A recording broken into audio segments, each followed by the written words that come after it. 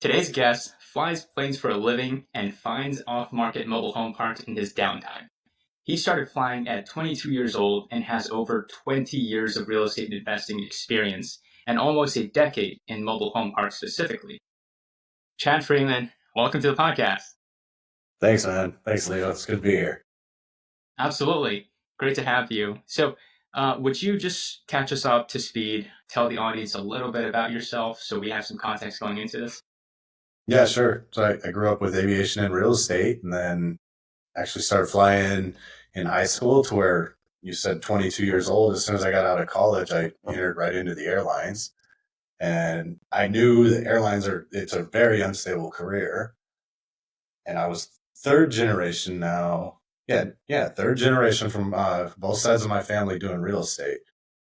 My backup plan was real estate from the beginning throughout college. And so 2005, I started dabbling with it and then got a little more serious in like 2015. And that's when got into mobile home parks to buy those and out of residential. Very cool. So, third generation real estate, huh? I mean, what's that like? Were you always taught to look at properties a certain way or have a certain mindset around investing growing up? A bit. It wasn't like a high level super investor family. It was always stuff on the side. It was successful. My grandparents, they always did well, flipped some houses. My dad was doing some speculating and a bit of investing, and my mom was a realtor. So it's just kind of running the family, and I'm the one that really got more interested in it to start doing it less passively and really jump into it as an operator. That's where my passion is, man, is in real estate. It used to be aviation. I still love aviation. It's great. Mm-hmm. Real estate's really what I'm most passionate about right now. And mobile home parks. Who would have thought? When I was in high school or something, mobile home parks. I'm gonna love Right. mobile home parks. On those, yeah. Yeah, yeah. I mean, mobile home parks, I mean, they used to be called mobile home parks. People just know it for that name, but in reality, it hasn't legally been defined as a mobile home park since the 50s, right? Since HUD got involved, they're actually manufactured housing communities now. But that's a mouthful. So people just stick with mobile home parks. But I've heard definitely a lot has changed in like the past 20 years, even just on the perception of it, what people think of it, stigmas, and like who's moving in and out of these places too, right? totally. Yeah, I call it mobile home park just because everybody knows what mobile home park is, or a trailer park, and I tend away from trailer park because it's got such a bad name stuck with it, with the trailer park, all the Right, press that we get as mobile home park operators. We kind of still hate it a little bit. right. So let's take a step back to just you being a pilot. So what inspired you to become a pilot, and what did you learn throughout there that you're like, "Ah, maybe this isn't for me." Uh, Looking up to my old man. He was a good dad. Still is. But he flew corporate and then airlines. So I got a picture of me when I'm 18 months old. My mom holding me up in the cockpit of a Learjet. I remember when I was 4 years old, sitting in a Learjet at cruise altitude, and they let me disconnect the autopilot, like turning it. Wow. I'm like, yeah, I want to go everywhere. I'm a kid. Whoa, whoa. But I can still remember that. So I was indoctrinated in aviation right from the beginning. Very cool. So you went through that route. I mean, you started like pretty much like after you graduated college. So when did you sort of realize that like maybe real estate is something that you want to go more into?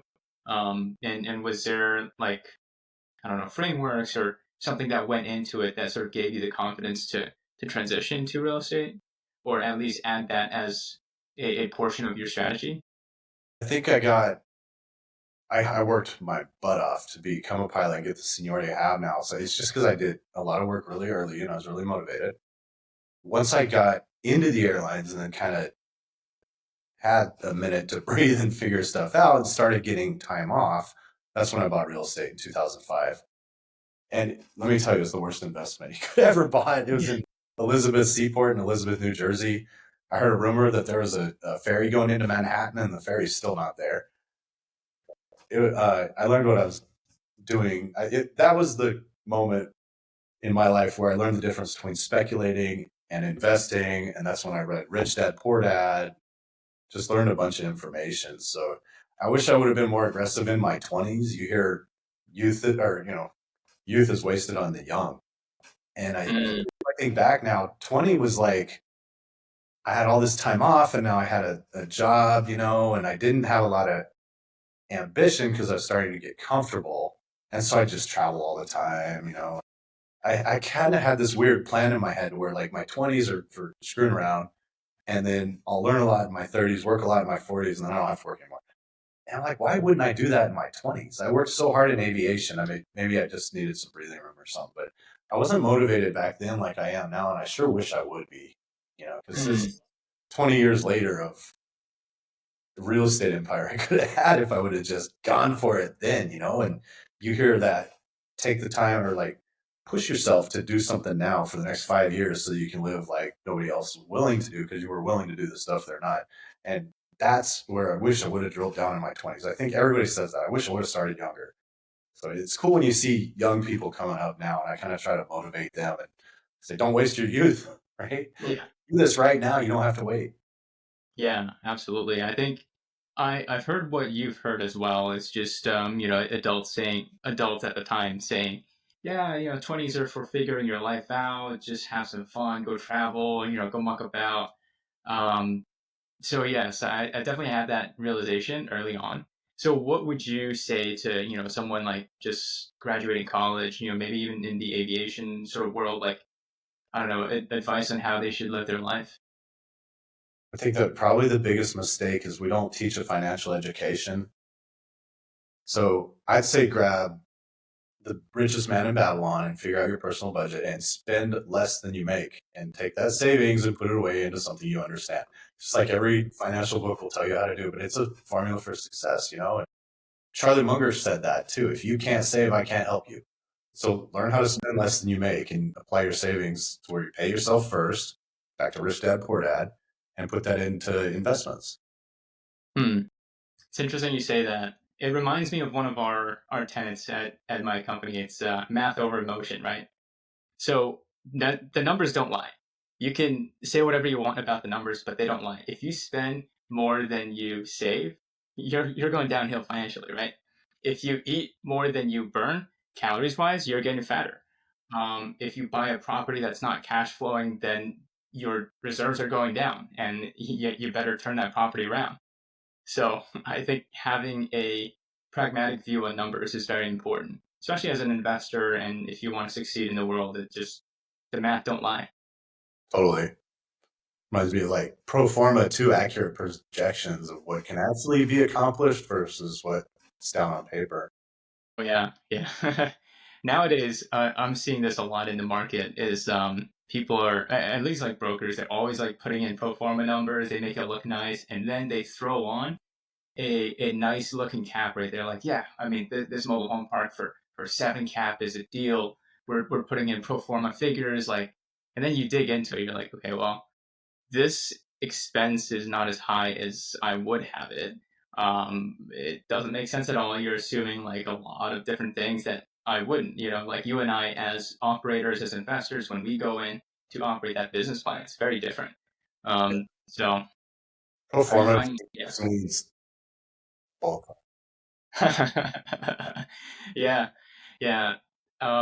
So jumping to mobile home parks to deals and stuff. So you've been doing it for some time now. I mean, since 2017. Um, how has that world changed for you? Just investing wise, deal wise. Are you still excited about the industry now? Yeah. Yeah, I've seen the landscape change, a lot since I started looking at parks in 2015. Back then, it seemed like they were easier to acquire. They weren't as the cat wasn't out of the bag quite as much as it is now. I think it's halfway out of the bag. And then the interest rate environment completely threw everything off. 2023, as you remember, was like a total buy frenzy with all these low cap rates. And some big operators did this too, overpaid. And now I'm wondering if they're going to be in trouble here with the interest rate environment a few years down the road. So I saw the kind of, I would call it, I don't know if it was cap rate compression. But I think what happened was the cap rates kind of stuck and we had a bigger spread and then the interest rate came up and now they've been like slow to move up. So we'll see what happens with the interest rate environment. But that also, like I said, that creates buying opportunities if you got the capital and the know-how to go in and buy now and hang on to it and operate. If you get a spread at a 7 or an 8 cap, if you're purchasing there and you can find that, then you can operate in today's interest rate environment and maybe down the road take advantage of cap rate compression again. Because I'm not sure that'll cycle again.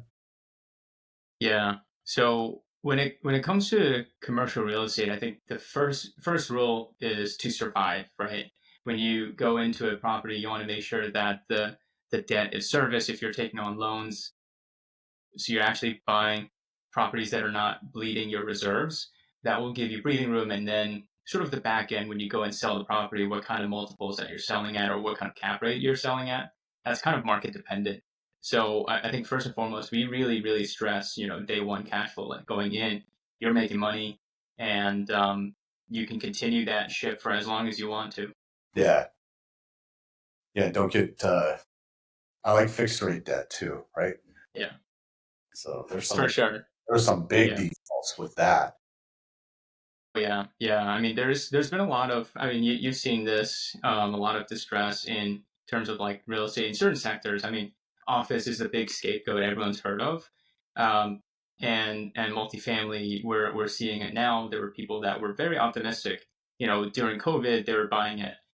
I mean, they were buying with variable rate debt and also at crazy high elevated valuations because, cap rate is like they assume a very low cap rate, which means that they're assuming their property value is very high. But that doesn't come to fruition as we see in the past couple of years. Yeah. You also said something about like, is it still good? The whole sector or whatever. I think it's fantastic still because 10 years from now, it's not going to be the same. And this was going on when I started, in 2015. Most of the parks are mom and pop operated. We got only 10% institutional owners. That's 44,000 parks. So you got 40,000 parks that are basically independently owned or by guys like you and I or not the big institutions. And if you assume maybe half those parks are junk, they're rural or something you don't want, that's 20,000 parks left still that is kind of in a turnover phase just because of the original owners mostly buy them, right? Or still own them. So I think it's a Hmm. wonderful time to buy still. Yeah, yeah. I think there's always opportunity, and you just have to learn through your experience that you want to buy deals. You don't want to just buy any property, right? Because there's a lot of noise in the market right now. As you say, the secret's kind of out of the bag. So you want to make sure that you're testing your own figures and you're actually buying into a business plan that's feasible, right? Totally. Hey, you don't want to burn yourself. Yeah. So back to just your investing journey overall. I mean, you've been investing since 2005. I mean, literally 20 years this year, Yeah. right? So what have you learned throughout that period? Maybe patterns you look for when others are maybe distracted by, I don't know, news headlines or something. I love to see the bigger picture in the economy and just kind of have a pulse on what I can control, the information that I get, and then the actions that I can take to control what I can with that. So I just like to see kind of where it's heading, projections. I don't pretend to have a crystal ball. But mobile home parks, man, up, down, sideways, anything. It's good to buy now. It's if they go, the whole economy tanks. And that was great owning mobile home parks through COVID. We just smashed right through that like nothing. Didn't even skip a beat. So we're very essential. You can't shut us down with the next super virus or whatever. And it's super recession proof. Mhm. That's the thing I've learned over 20 years of we've seen a lot of cycles and crazy different things going on, different interest rate environments, and there's a lot's happened since 2025. you Yeah. know, which would in any economy, but it teaches you how to survive market cycles and how to prosper, I think. Down markets are Mhm. awesome times to buy, Mhm. or when nobody's buying, that's when you want to go Yeah. buy. Right. Yeah. I think it sounds wrong to say, but I like it when the market crashes because Yeah, that's when I could buy. When it's super elevated right now, it just doesn't make sense. The risk to reward is just not there, right? Because you're like, what's the probability of further upside versus what's the probability of downside? So it's it's tough. the good thing about So real estate though is if you can afford to hold it, if you hold it long enough, you'll make money. right, and you'll cash flow along the way, and it's a nice system for sure. So Parks like all home parks are they're a whole different animal. I think they're special. They're probably, if not the best, definitely one of the best investments in real estate. Still, I don't know if mhm, it'll be like that later, but right now I think it's like that. yeah, that makes sense. What's one thing that people get wrong about mobile home parks in general? That they're high crime, the stigma, that you're gonna get shot if you go in one. Well, mobile home parks assume the same crime rate as the surrounding area. So if you're just in Mm, a good metro with decent crime rate or low crime rate, you're fine in the mobile home park. right. Yeah, yeah. I think the stigma of the trailer park is still sticking around, like 20, 30 years later, right? It takes some time for people to change, but I think at least from what we're seeing right now, just by necessity, younger couples are moving in, just like other forms of housing are more expensive or not giving them what they want, right?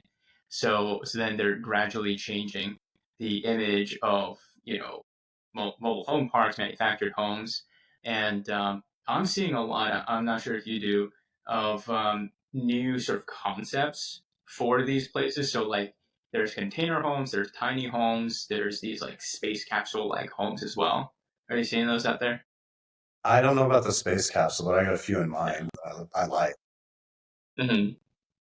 Yeah. So, who knows where the industry will go?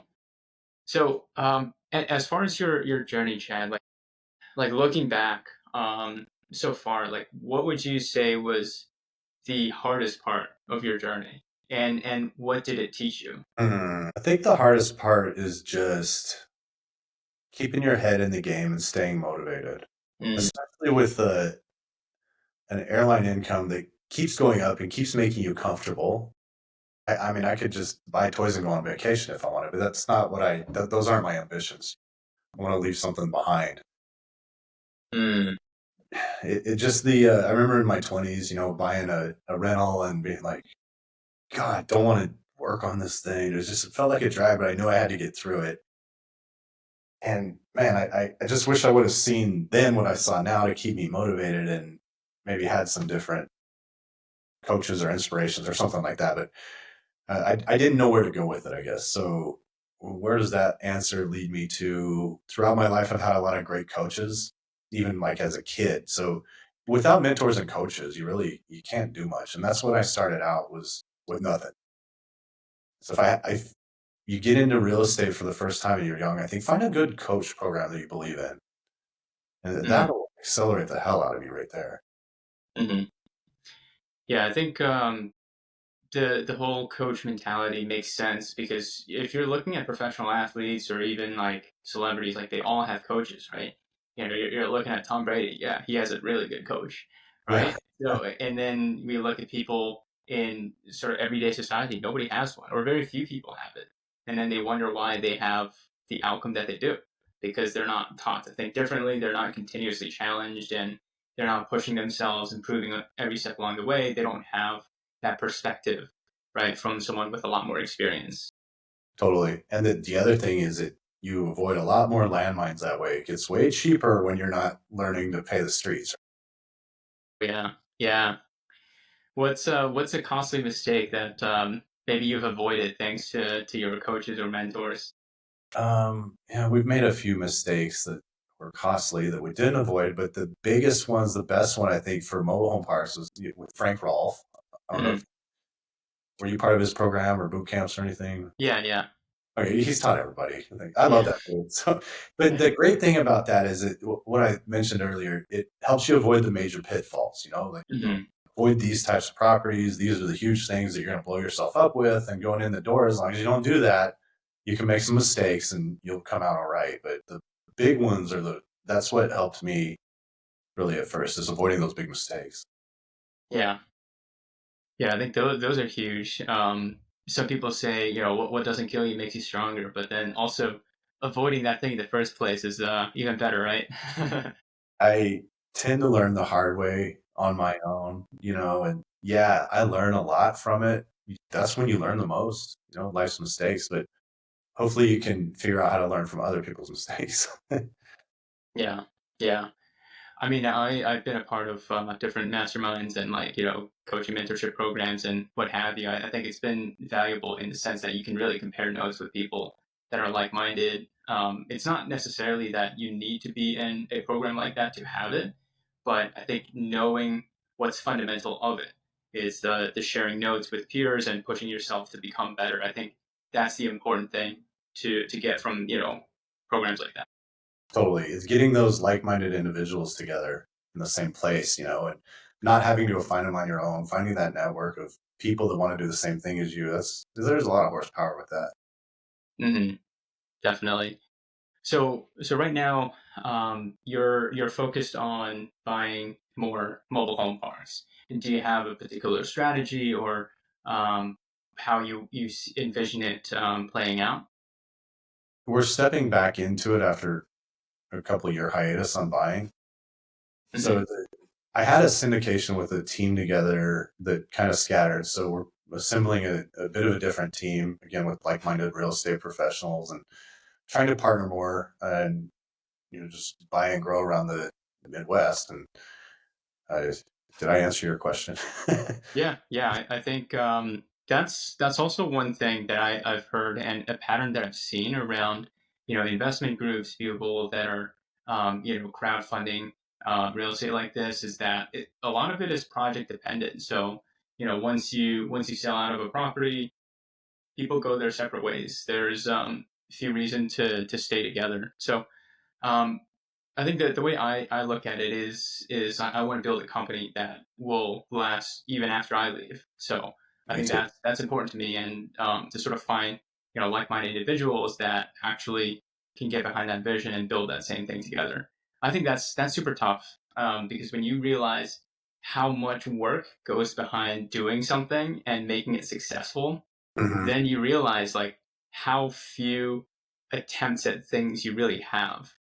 Like you can really have, I don't like it takes 3 to 5 years to build something of lasting significance, right? So if you backtrack that, like how many few of those do you have? So you have to be very intentional. Yeah, yeah, you do. Another thing that's been helping, I didn't start out this way, is roadmaps and goal setting. So we do annual goal setting, and then we try to hit it quarterly, and you can break that down, from a 5 year plan all the way into daily action steps. Hmm. How much is goal setting and planning these things out? How much does that help you just on a day to day sort of execution of your plan? The bigger picture is a little abstract, but once we drill down from a year and then from a year into 90 days and going every 90 days and kind of resetting, it re-energizes the whole team. So that quarterly 90-day mark, I think, is really big. And then we'll say, we want to do X, whatever we're trying to sell, this many homes in this time period, stuff like that. It's been working wonderfully. And you get everybody on board and motivated with the same vision. We're also systematizing this year. So we tried a few different systems. My favorite system for the mobile home parks is from the book Scale, Jeff Hoffman's book. Hmm. That thing's been wonderful. We had tried some other ones that just didn't work. And initially, I tried kind of applying similar systems at the airlines. So at the airlines, we have a system for everything. There's a system for what to do if there's no system. Like, Hmm. so you can open a book and read how to do anything that you can ever imagine. There's like huge manuals everywhere, right? And those are all systems, but you don't need that for a mobile home park. Hmm. First, I'm like trying to write all these systems on it. It just didn't work. So mobile home parks are simple, and the Hmm. putting those controls, not controlling, but controls in place and systematizing has been super helpful for us this year.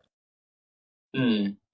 So do you do a lot of that sort of checklist style framework that you learned from your piloting days? Do you try to bring that over to what you're doing? I'm doing a lot more of that, and I'm starting to brand myself as that to Hmm. take the knowledge I've learned at the airlines with risk management, and contingencies. Right now, it just became a buyer's market, right? There's more buyers than there are sellers, or the other way around. There's more sellers than there are buyers, so everything's slowed down. You can equate that to if you're flying somewhere and you know that the forecast has some bad weather, well, you need other airports to go land at it, different exit strategies and more contingency, which is more cash to, you know, project your cash flows out for longer if you're keeping properties now instead of selling them and things like that, as well as different backup plans and just trying to apply all the same stuff. Because there's a lot Hmm. of risk going on in aviation really well, really safely all the time. I mean, you do hear about crashes, unfortunately, that one yesterday. It's tragic. If you look at how many people we move around in airlines, it's so safe and it's risky. I mean, when I go to work, we're taking 500,000 pounds and with a bunch of jet fuel, 300 some people in the back, and we're going almost 600 miles an hour at 41,000 feet. People are sleeping, right? So it's Crazy cool. to think about. And there's a lot of risk in real estate too. Hmm. Checklists and backup plans and get other people involved and look at the project. It helps you from crashing the jet, right? Hmm. So how do you go about building checklists and systems when you have none to begin with? I've gotten a lot of people have checklists, so we'll take those, pirate them, change them to our liking, make them ourselves. Or half the checklists we have are because you go in and you make some mistakes and you say, "Hey, this didn't work. Here, don't do this," right? Or make sure this is done. One of my favorite checklists though is Frank's due diligence manual, his 30-day due diligence manual. That thing's Hmm. awesome. Yeah, definitely. One thing we've been doing is do you know this book Buy Back Your Time, Dan Martell? No. It's a great book. I mean, it's by this entrepreneur. He's essentially um, grown a business very fast, so then he had to learn to build the systems and all the checklists. And he was the classic entrepreneur who just couldn't let go. And he's like, if I delegate this task, it's not going to be done right. So he had to learn the system, and he boils it down to essentially four steps, right? So first is camcorder. You want to just record yourself doing the task, and the second is course, so what you're actually doing, and the third is cadence, so how often you're doing it, and then the fourth is a checklist, so just big picture things like have you done this, have you done this, have you done that. Yeah. So that's been very effective for us. Just handing off various tasks from us to like other staff members. Sounds like a great book I should read. That was kind of similar with Scale. Mm, His whole point is you want to build a business, not a job for yourself. And this is how to systematize, delegate, outsource. So that's what we're working on too, because you kind of are permanently stuck in the branding mode. No matter what you do in outsource, you're always going to be the brand. And from there, I've got an entire chart of how to slowly outsource myself into a business owner, which we've done a decent job with the mobile home parks. They hmm. run themselves. You got to get the direction going, but it's kind of like a 80-20 system for us where we're doing 80% of the work's being done for us. And then we're, Hmm. So how did you delegate yourself out of the mobile home park operations, or I what's always that thought it like? was like this long-term plan to systematize and whatnot. And then we just did it. Like we just said, okay, we're doing it now. And I had realized we were micromanaging the hell out of our manager. Hmm. So completely stepped back, and that really accelerated her performance too.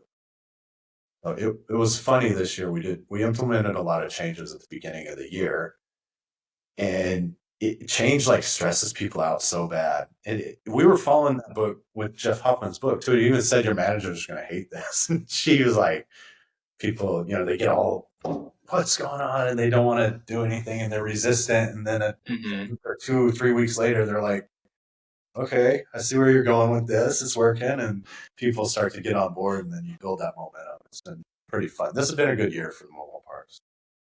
That's good. That's good. So speaking of change, how do you sort of get your team behind your vision and sort of what you're doing? It's not easy, as you say. I'm fairly good at motivating people. Apparently, you ever we take personality tests. I rely on them a lot for the Working Genius, especially. I don't Hmm. know if you've seen that one, but it No. gives you a graph of your whole team or your whole company, and it'll like show where you have holes missing or how everybody fits in, right? So I have a team where when I'm good at I don't get new ideas. I'm good at copying people. Hmm. When I have an idea or a change of direction or something like that, what it does is it irritates the hell out of my team. Once I wrap their mind around it, and I don't do anything I don't believe in. So I can that's maybe where I'm good at motivating people. And they see my energy and then they'll come around after it kind of pisses them off. But the cool thing is once I get their heads wrapped around it, I have three people that are absolutely wonderful at executing and finishing my ideas. So that I like that together. Mm. Yeah, it's almost like everyone has a different role in a team, right? There's the visionary, and then there's the implementer, and then there's the task-oriented people, and you need everyone to succeed. Yeah, yeah, that's reminds me of the EOS system by Jim Gordon, Quickman. You've yeah. heard of that? So I tried that. It was too. We're not there. That's for a company that's larger for us with more Yeah. structure and more employees, and it just didn't work for us. Mm. Yeah, I think it's like mid-size and up, probably like 10 people or more. That would be helpful. That's good. And that's a lot That's I think why I thought implementing systems is such a huge task because I started Hmm. off with Traction, which I loved the book. I thought it was great. It's just not right for Hmm. our business. Kind of like our airline systems aren't right for mobile home parks. Right. It's just too much, right? It's too clunky because I think you have to balance doing doing the process versus doing the thing. And sometimes with these large corporation system, you're doing the process too much and not doing the thing. It's like people when they're trying to make a cold call, they're like, okay, I got to drink some water, I got to do this, I got to research this, I got to do that, or you just pick up the phone and say hi. Yes, trying to pull the correct lever and get rid of all the noise and find what's like effective where to put your time for performance. That's always a struggle. Mm. There's a To, quote, I'm trying to remember it. I don't know if I can remember it well, but it's from The Art of War. It's mm. about like can't remember something about technique without a plan or something like that is just noise before defeat. So like without you can have all these systems and flashy tools and all this stuff, but if you don't have like a roadmap and a vision or an execution plan, I think it's just the noise before defeat, right? Yeah, yeah. It's it's always tough to figure out how much systems you should put in, right? I mean, it is important, but then you also don't want it to distract you from doing the thing, especially when you're a small team. You have limited execution power. I mean, you only have so many hours in the day, right? Yeah. And if you want to offload the task to someone, like how well are they going to do it? How much time do they have? You don't want to overwhelm them by throwing too many different tasks, right? VAs, man. So we accidentally morphed a VA company together in the Philippines. Hmm. Tell me more. We can if you need VAs, we can put together a panel and we got a coach. So what do you need? We'll get you a VA. Yeah. Just having VAs more and relying on them more and finding good VAs, doing good interviews, being able to write a good job description. That's been Mm. monumental for getting the tasks off my plate that let me focus on what needs to be done instead of all the tasks that are so time consuming that you really can't do this by yourself. You have to have a team of people helping you. Right, right. I think having people to delegate to makes a lot of sense. Yeah, I mean, just broader picture, like the whole concept of virtual assistants really popped up. I mean, I would say past 10 years, it's really gained momentum after the wages, like the minimum wages in the U.S. Has gone up significantly, right, in the past 10 years, to the point that like business people or like people running small businesses can't afford to hire local talent, so they're like, well, work still needs to be done. I still need to grow the business. So how to do it? So there's a lot of outsourcing and offshoring that's happening. There's so much demand for it. Yeah. It's great for everybody. The economies in the Philippines and Central South America are growing a lot right now with VAs. You notice that? There's a ton of Mm. VAs that are set for real estate professionals too. And that's all what we do. Mm. So what do most people get wrong when they're thinking about hiring a VA, or what are some best practices to hiring a good one? Figure out what you need, figure out how to write a good job description, figure out how to look through resumes and interview people. And then when you find somebody you like, tried to put together some intelligent questions on the interview panels and see who they are to find like their core values and then place them in the right place. So when I first started with my syndication back in 2021, I think I put some of the right people in the wrong place. So that's where those personality tests come in and help a lot. The biggest mistake I think me or I've seen other people make with VAs is you don't give them clear instructions. So if you hire a VA and you have like a gigantic unorganized mess of stuff to put together, you need to give them clear instructions on what they need to do.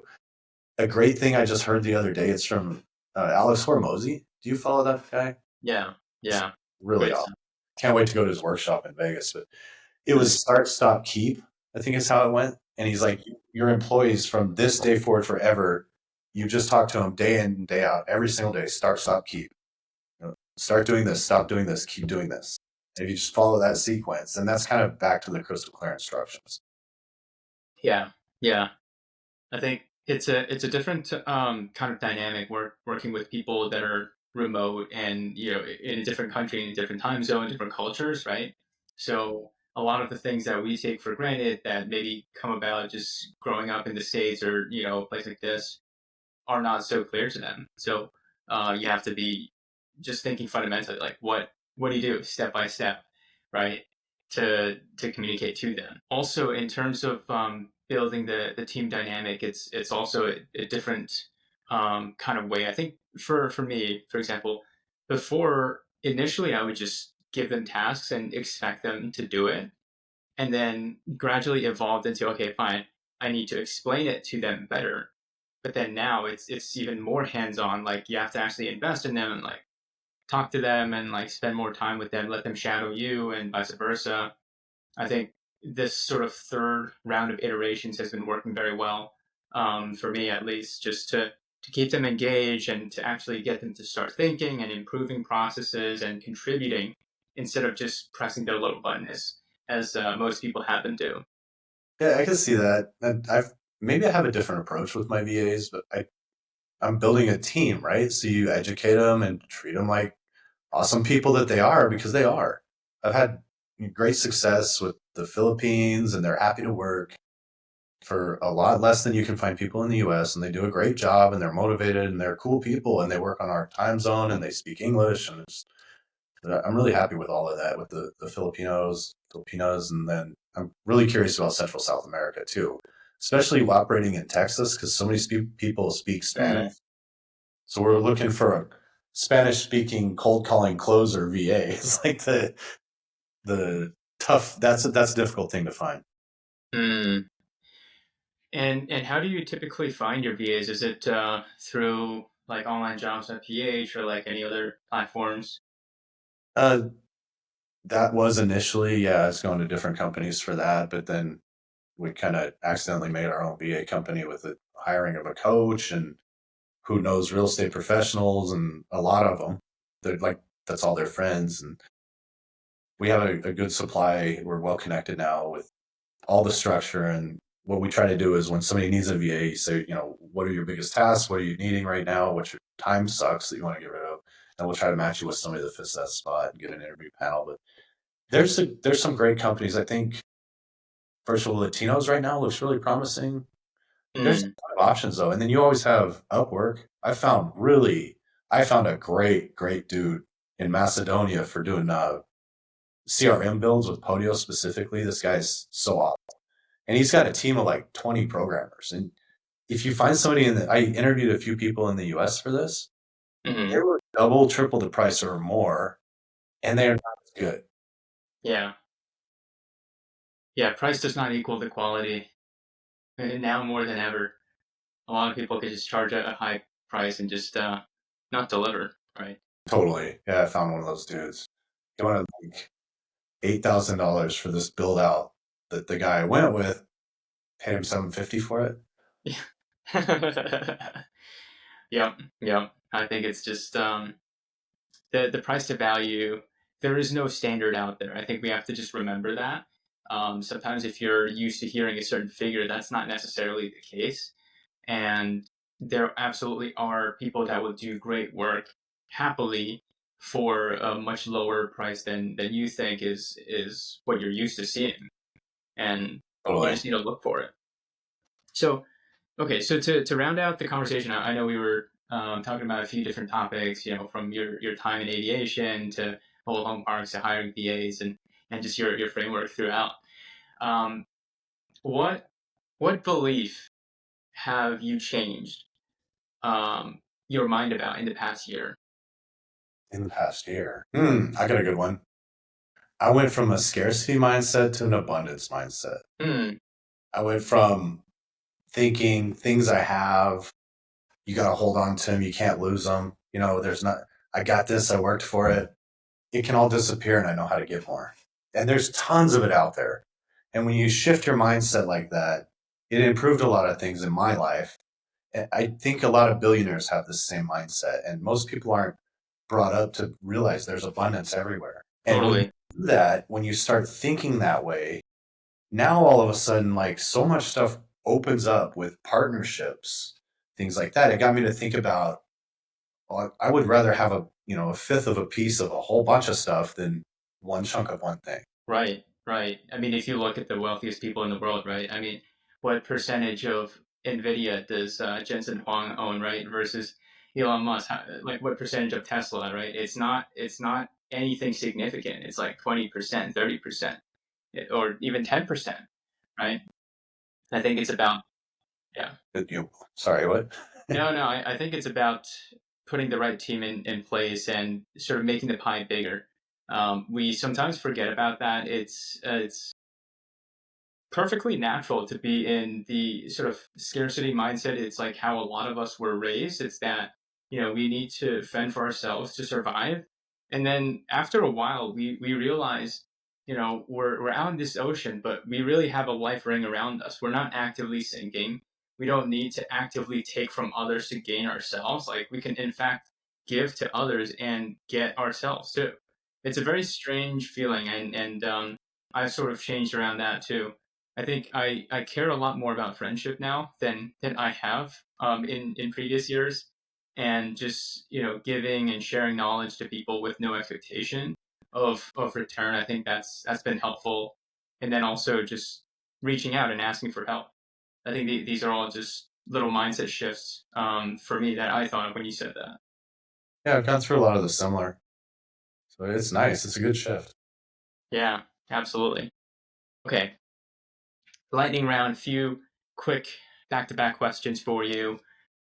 What is one piece of advice that you would give to yourself 10 years ago or to your 30-year-old self? 30 years old. I think at 30 years old, I I had self-limiting beliefs that if I got rid of those would have brought me a lot farther in life till now. Who knows? So I tell myself to get rid of your self-limiting beliefs. How do you do that? Motivation, maybe? I'm not sure. It's hard to like spur a ton of action when you're comfortable, you know? Mm, I was pretty comfortable back then and not super motivated. I had real estate in the back of my mind. I was learning constantly, reading a lot of books, but I didn't have the action step and the know-how, I guess. So, but looking back on it, it's all possible. There's no reason I needed to wait. And I think there's so many people I've heard say, "I wish I would have started earlier." So I guess that'd be my advice for myself: get started earlier. mm, I like that. What was a book that had a profound impact on you that you've read? The one that I love books. I've read a bunch that have had a good impact, but immediately off the top of my head, the biggest shift in my entire mindset, I think, was Atlas Shrugged. I read it 3 times fast. I love that book. They screwed up the movie so bad, though. But Yeah. Atlas Shrugged was a big game changer for me. Big one. So was mm, Rich Poor Dad, and that was a good one too. okay, who are you most wanting to meet or add to your team right now? Who would I want to meet or add to my team? The person I would want to meet most, I think, if I could meet anybody, be Elon Musk or Warren Buffett. Probably Elon Musk. And I'd like to add him to my team. That would be pretty crazy. Yeah. I'm looking to partner with operators. You and I have discussed that, or a couple other people in mind, but I need the solid. What I did last time when I was putting together a team is I put together people that I thought were smart, that were in some real estate and other stuff, and try to pull them into mobile home parks. I Mm, want motivated people successful in mobile home parks to team with now. That's what I'm looking mm, for. I like that. Yeah, we can continue the conversation as well. Um, and final question is, what is your goal in 10 years' time? Like, what will a successful life mean to you? I mean, successful, as long as I continue on my trajectory, I would call myself successful. So I consider myself successful already, but to get to where I want to be, I don't ever want to have a job again, ever. I still rely on some airline income. And that for me is super important. But ultimately, I'd love to own 10,000 mobile home lots and leave a legacy, not just stuff for me to go buy toys with, but something that's lasting, that's a company that can grow without me, that can stick around and do cool shit and provide jobs for people. And I'd love to build something. One of my most proud things is that I provide jobs for our economy. I love that. So that's my motivation, is build something, build something that lasts me. I love it. So I appreciate all your wisdom so far, Chad. I think this conversation's super fascinating. How can people get in touch with you? How can people learn more? Sure. You can reach me at Chad at mhpbuyers.com. I'm on LinkedIn and trying to grow that. So check me out on LinkedIn. You can call me too. If you want to call me, my number is 702-706-6904. Excellent. Well, thanks for having us on, or thanks for coming on, Chad. And yep, talk to you soon. All right.